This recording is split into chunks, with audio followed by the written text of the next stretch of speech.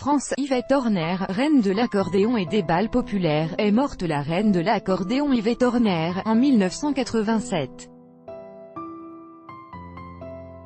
Georges Bendriem, AFP. La célèbre accordéoniste et reine des bals populaires Yvette Horner est décédée lundi 11 juin à l'âge de 95 ans à Courbevoie.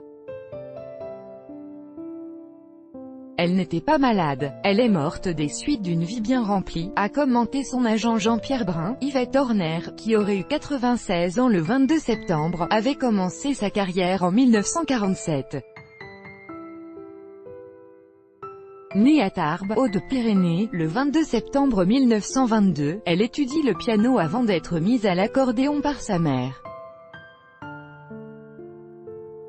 La jeune femme se montre particulièrement brillante et en 1948, elle est la première femme à remporter la Coupe du monde d'accordéon.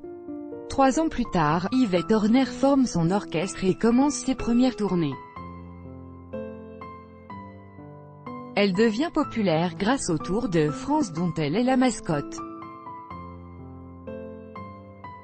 Pendant 11 ans, elle apparaîtra sur le toit d'une voiture publicitaire de la Caravane, jouant de l'accordéon sous les acclamations du public. Relookée par Gaultier à la fin des années 1980, après le décès de son mari, elle change de look sous la houlette de Jean-Paul Gaultier. Elle troque alors sa chevelure noire pour un roux flamboyant, adopte des tenues extravagantes et redevient à la mode. La reine de l'accordéon avait donné son dernier concert et sorti un dernier disque en 2011, Yvette hors norme. Le couturier Jean-Paul Gaultier, dont elle a été une égérie, avait conçu la pochette et ses derniers costumes de scène. Elle avait enregistré au cours de sa carrière plus de 300 albums, a rappelé son agent, et vendu plusieurs dizaines de millions de disques. Yvette Horner a eu droit aux honneurs de la République plusieurs fois dans sa vie.